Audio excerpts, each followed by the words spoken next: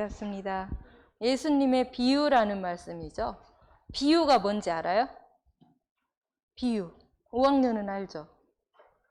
비유. 뭘 비유했을까? 지금 예수님께서 사역하신 것을 마태복음 1장부터 쭉 오는 중에 오늘은 마태복음 몇 장이에요? 몇 장? 정신 못 차리는 것 같아. 몇 장? 13장. 13장에서 예수님께서 비유로 많은 말씀을 하셨어요. 봄에 벚꽃이 피잖아요. 그러면 마른 나무에 갑자기 솜사탕처럼 부풀어 올랐어요. 뭐가? 벚꽃이. 그래서 벚꽃 핀 것을 무엇에 비유하기도 할까요? 솜사탕에. 그렇게 비슷한 것을 빗대어 표현하는 걸 뭐라고 해요? 비유라고 해요. 직접 표현하는 거예요? 다른 거에 빗대어 표현하는 거예요? 다른 거에 빗대어 표현하는 게 뭐라고요? 비유예요. 오늘 지금 읽은 말씀을 보니까 왜 비유를 했대요? 아주 중요한 사람만 알아듣도록. 어떤 사람이 알아들을 것 같아요? 복음 갖고 영적 사실을 아는 자는 예수님께서 하신 말씀을 비유로 해도 알아들을 것 같아요. 직접 말을 하면은 복음 같지 않고 아까 기도했던 것처럼 나 중심, 세상 중심, 육신 중심, 성공 중심인 사람이 막 달라붙을까 봐 예수님께서 무엇으로 말씀을 하신 거예요? 비유로. 어떤 비유를 말씀하셨는지 여러분들 이번 주간에 마태복음 13장 꼭 읽어봐야 돼요. 어떤 비유를 제일 먼저 했어요? 밭에 씨 뿌리는 그런 비유를 했어요. 곡식에 씨앗을 뿌리잖아요. 그쵸? 그러면은 만약에 길에다가 뿌리면 어떻게 돼요? 길이 딱딱하니까 또 사람이 밟고 그러니까 씨가 뿌리를 내려요? 못 내려요? 못 내리죠. 그러면 돌짝밭은 어떨까요? 돌짝밭도 그냥 뿌리가 못 내릴 것 같아요. 가시밭은 어떨까요? 가시밭은 뿌리는 내리는데 가시가 나중에 길을 가려버려서 못 크겠죠. 그러면은 옥토, 좋은 밭에 뿌리면 어떻게 될까요? 뿌리가 이렇게 깊이 내리겠죠. 그건 뭘 비유를 한 거예요? 씨는 뭘까요? 그리스도의 복음의 말씀이에요. 이것을 어떤 사람한테 복음을 전했는데 그 사람은 전혀 깨닫지도 못해요. 그런 사람이 있다는 거예요. 그런 사람은 어떤 사람이에요? 길가에 뿌려진 씨앗. 그쵸? 그리고 어떤 사람은 막 그리스도 정말 답이에요. 막 그랬는데 갑자기 확 바뀌고 아니야. 나는 안 믿어. 이러는 사람 있죠. 그런 사람이 뿌리를 내리지 못해가지고 이렇게 돌짝밭에 뿌려진 사람이 그런 사람을 비유를 하는 거예요. 그리고 가시밭에는 뿌리 내리고 이렇게 자라는데 자꾸 가려져서 못 큰다고 했잖아요. 그 경우는 어떤 경우냐면은 복음을 분명히 받았고 깨달았는데 자꾸 어디로 빠지는 사람이에요? 창세기 3장, 6장, 11장으로 자꾸 되돌아가는 사람. 나의 이익을 따라서. 그러니까 세상 것을 이겨내지 못하는 사람이에요. 그렇게 비유를 하신 거예요. 그리고 옥토밭에는, 좋은 밭에는 100배, 60배, 30배의 결실을 내린다고 했어요. 여러분들은 과연 어떤 밭인 것 같아요? 가장 좋은 밭에 여러분들 안에 복음의 씨앗이 뿌려져 있잖아요. 그러면은 그 복음이 말씀으로 각인 뿌리 체질이 되어서 당연히 복음을 누리고 증거하는 세계 복음화의 렘넌트. 그쵸? 그것을 이렇게 비유를 한 거예요. 그것뿐만이 아니라 가라지는 좋은 씨앗이랑 같이 뿌렸는데도 가라지가 나. 그럼 뭐예요? 같이 복음을 받았어도 사단에게 속는 사람이 있다는 거죠. 그쵸? 그리고 사단의 종노릇을 하는 사람은 나중에 가라지만 뽑아다가 불에 태운다고 했잖아요. 그런 사람은 완전 사단의 종노릇을 해서 천국에 들어갈 수 없을 것 같아요. 그쵸? 그리고 또 누룩하고 겨자씨 이런 비유도 했어요. 누룩이 뭔지 알아요? 누룩. 발효시키는 거예요. 이스트 비슷한 거잖아요. 그런 게 밀가루 반죽에 조금만 들어가도 딱딱했던 이 반죽이 어떻게 돼요? 부드럽게 막 부풀어 오르잖아요. 그죠? 씨앗 중에서 작은 씨앗이 바로 겨자씨래요. 그 겨자씨 작은 애가 잘 옥토밭에 뿌려지면 뿌리 내리고 커다란 나무가 되어서 엄청나게 또 열매를 맺는 거죠. 그것처럼 복음이 진짜 들어가면은 이 세상을 진짜 변화시킬 수 있다는 그 복음의 능력을 그렇게 비유를 한 것 같아요.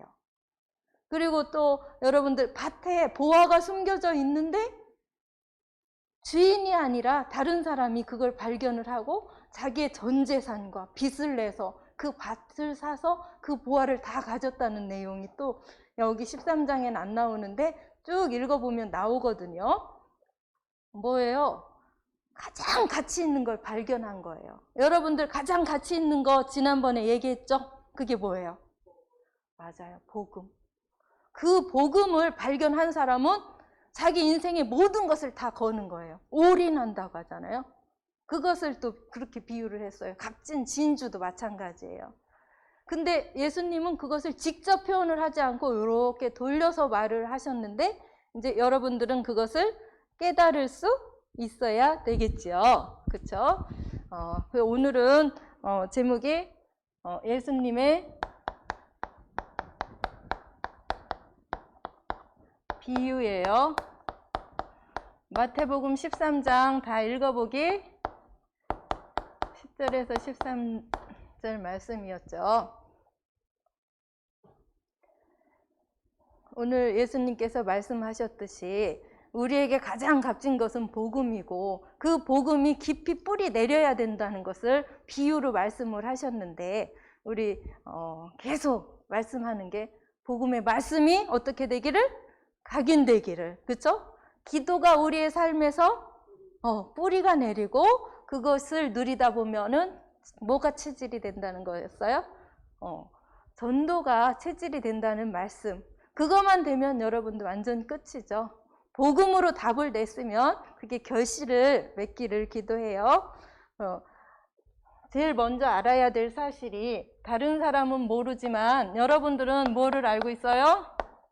영적 사실을 알고 있죠. 그리고 영적 문제.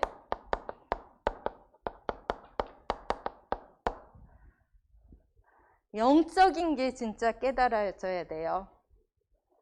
그죠? 하나님이 뭐예요? 영이죠. 하나님께서 창세기 1장 1절 태초에 하나님이 천지를 창조하시느니라. 하나님이 창조주 하나님이죠. 근데 그 하나님이 보이지 않는 뭐다? 영이시다. 그 영이신 하나님께 지금 우리가 예배를 드리고 있잖아요. 영과 진리로 예배할지니라. 그 하나님이 천지를 창조하신 것 중에서 가장 사랑하는 존재가 뭐예요? 맞아요. 사람이죠. 사람만 어떻게 만들었어요? 하나님의 형상대로. 창세기 1장 27절 하나님이 자기 형상 곧 하나님의 형상대로 사람을 창조하시되 남자와 여자를 창조하셨다겠죠. 2장 7절에 보면 땅의 흙으로 사람을 만드시고 그 코에 생기를 불어넣으니 뭐가 되었다? 생령. 하나님의 살아있는 영이 우리 안에 있는 거예요. 그리고 그 하나님과 항상 어떻게 해라? 함께 해라. 선악을 아는 나무의 열매를 먹는 날에는 너희가 반드시 죽으리라. 하나님의 말씀, 언약을 꼭 지키고 함께 해라. 그게 2장 17절에 있죠. 그래서 사람은 항상 하나님과 함께 해야 되고 매일매일 예배를 드리지만 여러분들이 오늘처럼 창세기 2장 1절에서 3절에 보면은 예배를 드리는 존재로 우리를 만드셨어요. 안식일의 주인이 누구라고 했어요? 예수 그리스도. 안식일이 원래 토요일이었는데 예수 그리스도께서 금요일에 십자가에서 죽으시고 안식 후 첫날에 부활을 하셨기 때문에 안식일을 완성하시고 안식일의 주인이 예수 그리스도시잖아요. 그래서 오늘 우리가 모인 거죠. 그리고 이제 이게 완전한 축복을 우리에게 다 주셨는데 문제가 왔죠. 영적 문제가 온 거예요. 영적 문제가 어떻게 왔어요? 계시록 12장 7절에서 9절. 옛뱀 곧 마귀라고도 하고 사탄이라고 하는 자가 다 꿰어서 자기 졸개들을 데리고 세상으로 내려와서 누구를 속였을까요? 사람을, 하나님이 가장 사랑하는 존재인 사람을 속였어요. 그죠? 그래서 하나님을 못 믿게 만들었어요. 로마서 3장 23절. 하나님을 불신앙했죠. 그것을 먹는 날에는 반드시 죽을 것이다 라고 했는데 죽을까? 하면서 하나님을 믿지 못하게 만들었어요. 그리고 결국은 선악을 아는 나무의 열매를 따먹었죠. 그래서 모든 사람들이 하나님을 어떻게 되었어요? 떠나게 되었죠.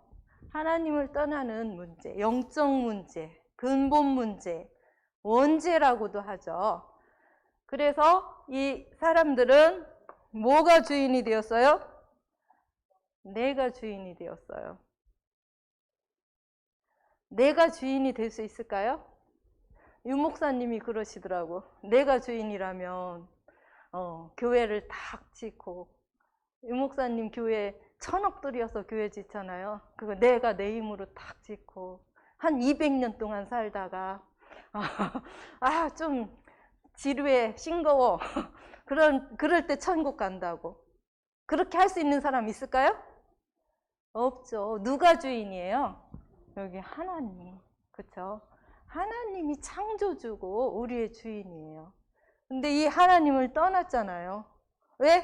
내가 주인이 되어서. 그래서 뭐밖에 몰라요? 육신적인 거. 좋은 거 먹고, 좋은 집에서 좋은 차 타고, 좋은 옷 입고. 이게 제일 행복한 거예요. 다들 그러고 있잖아요. 그렇죠? 그리고 세상적인 성공. 성공한 사람들, 멋있는 사람 봤어요? 별로 없죠? TV 보면 성공한 사람들이 다 뉴스에 나오잖아요. 정치인들. 진짜 이 영적인 사실을 모르니까 사단의 종노릇을 진짜 잘하고 있더라고요. 근데 모든 사람들이 그것을 향해서 공부를 열심히 하는 거예요. 여러분들은 그래요, 안 그래요? 여러분들은 절대 아니죠? 구별된 사람이죠. 이 원래 인간을 회복한 사람들. 이 영적 문제에 빠진 모든 사람들. 결국은 다 어디에 가요? 지옥에 가죠. 지옥처럼 살다가 지옥에 가게 돼요. 우상 숭배를 하는 그 속에 있고, 또 6가지 뭐에 있어요? 불신자 6가지 상태에 있다가 결국은 지옥을 가는데, 하나님은 누구를 제일 사랑해요? 사람을 제일 사랑해요. 하나님이 만드신 형태로 사람이 살기를 원해요. 근데 대부분의 사람이 이렇게 살고 있잖아요. 그쵸? 그건 하나님이 원하는 모습이 아니에요. 누가 원하는 모습이에요? 사단이 원하는 대로 살고 있는데 사람들은 그걸 눈치채요, 못 채요? 못 채죠. 왜 이럴까? 왜 이렇게 힘들까? 나는 왜 이렇게 안 되지? 너무 힘들게 사는 거예요. 근데 하나님은 우리에게 에덴의 축복을 주셨잖아요. 그게 바로 천국의 축복이죠. 누가 그걸 회복하셨어요? 맞아요. 하나님이 직접 사람의 몸으로 오셨잖아요. 그렇죠? 그래서 예수님은 이렇게 비유로 말씀하셨듯이 뭐가? 복음. 예수님이 그리스도라는 그 사실, 그것이 우리 영혼 속에 뭐 되기를 원해요? 각인되기를 원해요. 그렇죠? 또 선포해 볼까요? 창세기 3장 15절. 여자의 후손이 뱀의 머리, 사단의 머리를 박살낼 것이다. 뭐로 오실 것이다? 여자의 후손으로, 참 왕으로 오실 것이다. 예언을 하셨죠.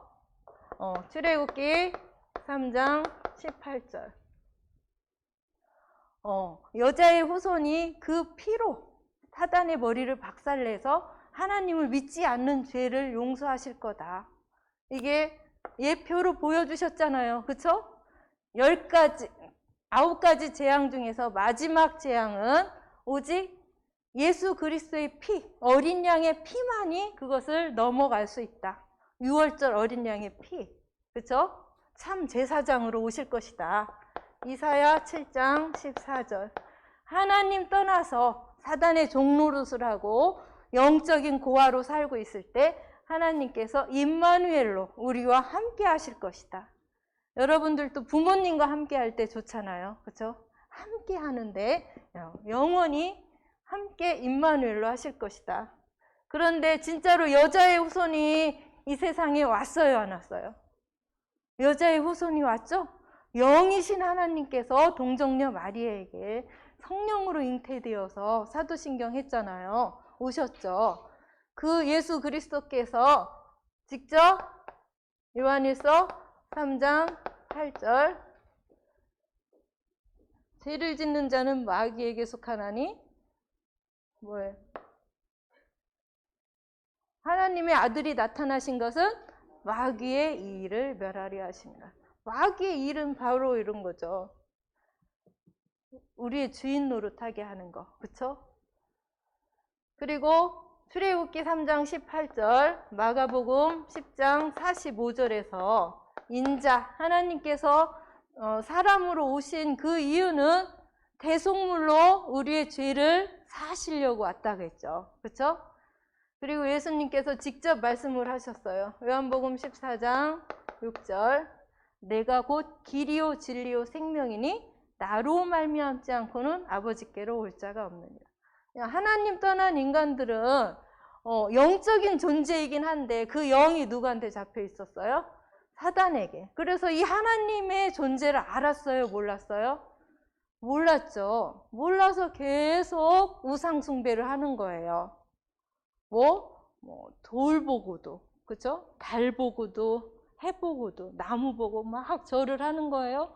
땅에다도 절하고. 그런데 길이에요, 아니에요? 아니죠? 하나님 만나는 길, 오직 예수 그리스도, 그죠? 참 왕, 참 제사장, 참 선지자로 오신 그리스도. 오늘도 그분 때문에 감사하죠? 그분은 예수님이죠. 그렇죠? 예수님께서 요한복음 19장 30절 십자가에서 피를 흘리시고 물과 피를 다 흘리시고 다 이루었다라고 말씀을 하셨죠. 무엇을 다 이루었어요? 이 영적 문제, 사단과 죄와 하나님 떠난 문제를 완전히 해결하셨어요. 그렇죠? 그분이 바로 뭐예요? 그리스도시죠. 마태복음 16장 16절. 주는 그리스도시요 살아계신 하나님의 아들이십니다. 그분이 나의 영혼 속에 깊이 각인이 되어서 다른 거 필요 없어. 그리스도면 완전해. 모든 것이야. 충분해. 이렇게 고백이 돼요?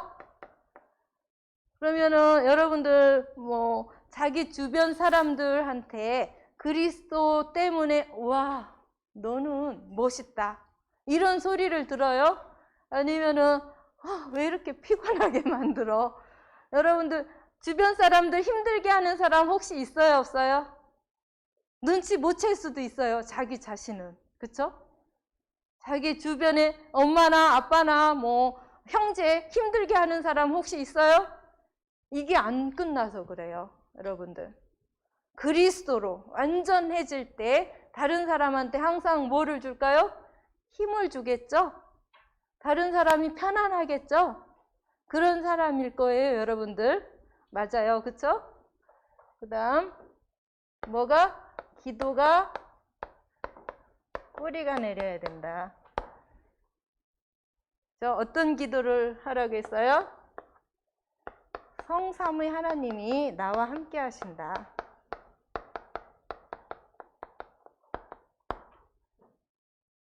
하나님이 이 세상을 만들 때 창세기 1장 26절 우리가 우리의 형상대로 사람을 만들자 했잖아요. 그 우리가 누구예요? 성부 하나님, 성자 예수 그리스도, 성령 하나님이죠. 그 성삼의 똑같은 하나님인데 하는 일이 같아요? 달라요? 일이 달라서 다르게 부를 뿐 다 하나님이죠. 이 성삼의 하나님께서 이렇게 묵상 어떻게 해요? 하나님이 저를 이 세상을 만드셔서 감사해요. 하나님 떠나서 제 가운데 있을 때 하나님이 어떻게 오셨어요? 예수 그리스도로 오셔서 십자가에서 모든 문제 해결해 주셔서 참 감사해요. 예수 그리스도를 주인으로 모실 때 하나님께서 제 안에 성령으로 들어오셨잖아요. 참 감사해요. 이것만 하루 종일 해도 너무 좋을 것 같아요.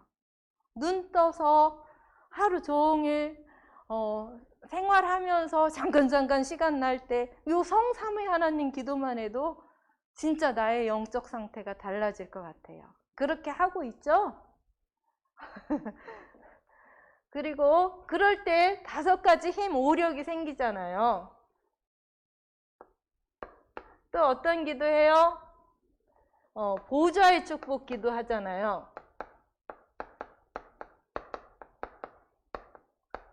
이게 3가지 성삼위 하나님, 이게 9가지죠. 보좌의 축복, 보좌에 누가 계셔요?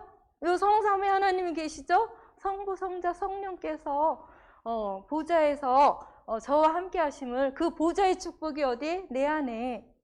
그리고 제가 기도하잖아요. 시공간 초월해서 응답하실 줄 믿어요. 237개 나라에 그리스도의 빛을 비춰주세요. 이렇게 하나님이 저를 만드실 때 처음부터 무한대의 하나님의 능력이 제 영혼 속에 있잖아요. 그렇죠? 하나님의 형상대로 제 안에 성령으로 계시고 에덴의 축복, 천국의 축복을 누릴 수 있는 저의 영으로 만들어주셔서 감사합니다. 하나님의 이 무한한 능력이 제 안에 심겨지기를 기도합니다. 여러분들 이거 기도문 썼잖아요. 선생님처럼 이렇게 애워지지 않을 때는 어떻게? 보고서 맨날 하기로 했는데 잘 실천하는지 모르겠네요. 이게 딱 머릿속에 있으면 묵상이 되잖아요. 그렇죠? 그리고 또 3가지는 전무후무였잖아요. 여러분들 전무후무 뜻을 조금 모르는 사람이 있는 것 같아요. 하나님은 전지전능이잖아요. 전, 온전전, 지, 알지, 또 온전정, 능할능 해가지고 모든 것을 알고 모든 것을 다 할 수 있는 분은 전지전능하신 하나님이야. 근데 전무후무는 딱 한 번밖에 없었다는 뜻이에요. 전무, 전에도 없었고 후에도 없었고 유일하다. 그런 응답을 누가 받았었어요? 여호수아가 받았잖아요. 태양아, 달아, 머물러라 했는데 실제 그런 일이 있었잖아요. 그런 일은 딱 한 번밖에 없다는 거예요. 그러면 나에게 그런 전무후무한 하나님의 능력은 뭐로 올까? 하나님의 응답은 나를 통해서 어떻게 주실까? 그것을 기도하는 거예요. 제게 전무후무한 응답을 누릴 수 있는 걸 발견하게 해주시고 달란트도 발견하게 해주세요. 우리 교회가 전 세계를 놓고 기도하는데 우리 교회를 통해서 그 역사가 일어나도록 발견하고 제가 그 교회에 일을 할 수 있도록 우리 교회를 통해서 할 수 있도록 그리고 나의 현장에서 여러분들의 가장 중요한 현장이 어디예요? 가정이잖아요. 가정에서 그 축복이 일어나게 해주시고 가문에 그 축복이 일어나고 학교와 여러분들 친구들 관계 그게 이제 세 개잖아요. 그렇죠? 그리고는 3시대 또 이게 393이잖아요. 어떤 시대예요? 목사님께서 강단에서 말씀을 주셔요. 강단 말씀을 통해서 여러분들 주일학교에도 흘러내려오는 거 알고 있죠? 목사님의 말씀이 정말 누구의 말처럼? 사무엘의 말처럼 하나도 떨어지지 않고 성취되어지는 말씀을 주세요. 목사님께 오력을 주세요. 이렇게 기도하죠. 그리고 교회 중직자들 있죠? 다 중직자예요. 그렇죠? 어르신들은. 그분들이 진짜로 이 기도, 복음, 기도 뿌리가 내려서 그 현장을 변화시킬 수 있는 분이 되게 해주세요. 우리 랩런트들, 멋진 랩런트들 많은데 랩런트들이 이 언약의 바톤을 이어서 전 시대에 복음을 전할 수 있도록 축복해 주세요. 이렇게 기도하죠. 그렇게 되면 당연히 뭐가 체질이 될까요? 전도가 체질이 됩니다. 왜? 우리를 뭐로 삼았다겠어요? 복의 근원으로. 창세기 12장 1절에서 3절 아브라함에게 주신 축복이 누구에게도? 내게도. 복의 근원. 너를 축복하는 자는 하나님이 축복하겠고 너를 저주하는 자는 저주하겠대요. 얼마나 큰 축복을 가졌는데 우리는 무엇을? 이 복음을 가지고 누리고 전달할 수 있는 복의 근원이에요. 우리가 복의 뿌리예요. 그렇죠? 그것을 이제 생각을 하는 거예요. 그리고 예수님께서 십자가에서 죽으시고 부활하셔서 뭐라고 하셨어요? 모든 민족을 제자로 삼아 아버지와 아들과 성령으로 세례를 베풀라고 했잖아요. 그렇죠? 땅 끝까지 복음을 전하라고 했잖아요. 그렇죠? 그리고 우리가 복음을 전해야 세상 끝날이 온다고 했어요. 그것을 딱 마음에 담고 내가 할 일은 복음을 갖고 누리고 전달하는 거다. 그리고 이게 바로 언약이 성취되잖아요. 오직 성령이 너희에게 임하시면 너희가 권능을 받고 예루살렘과 온 유대와 사마리아와 땅끝까지 이르러 내 증인이 되리라. 보세요. 우리는 절대 언약의 성취 속에 있는 사람이에요. 너무 감사하죠? 우리가 내 맘대로 하는 것 같은데도 누가 이끌어 주시는 거예요? 하나님께서. 절대 언약 속에 있는 우리니까 우리를 통해서 반드시 전 세계에 복음을 전할 거예요. 그러면 내게 뭐가 있어야 돼요? 힘이 있어야 돼요. 어떤 힘? 바로 영적인 힘. 여러분들 스스로 영적인 힘을 얻는 방법이 있나요? 있어요? 선생님들은 있는데 랩런트들도 나만의 영적인 힘을 얻는 방법 있죠. 말씀 듣거나 예배 드리거나 아니면 찬양하거나 기도하거나 전도할 때 진짜 이 영적인 힘이 생겨요. 그래서 이 영적인 힘이 이게 다예요. 복음, 기도, 전도. 이거를 나만의 시간, 혼자 있는 시간에 가지고 있고 그리고 다른 사람을 기분 좋게 하는 사람이 됐으면 좋겠어요. 다른 사람 힘들게 하지 않고요. 내 고집 피우는 건 힘들게 하는 거예요? 힘주는 거예요? 내 고집 안 피우고 양보하고 기도하고 그래서 이 시대를 살릴 진짜 랩런트가 되기를 기도합니다. 하나님 참으로 감사를 드립니다. 예수 그리스도께서는 가장 중요하고 소중한 것을 아무나 알아듣지 못하도록 비유를 통해서 말씀을 주셨습니다. 우리에게 이 주신 가장 소중한 복음의 말씀이 옥토에 뿌려진 것처럼 이 복음이 완전히 각인이 되고 기도가 뿌리가 내리고 전도가 체질이 되어 이 시대를 살릴 귀한 랩런트들이 되도록 나만의 가장 소중하고 행복한 집중의 시간, 영적인 힘을 얻는 그 시간을 가질 수 있도록 축복해 주세요. 24시 오직 성삼위 하나님을 바라보며 보좌의 축복을 누리게 해주세요. 예수 그리스도의 이름으로 기도드렸습니다. 아멘.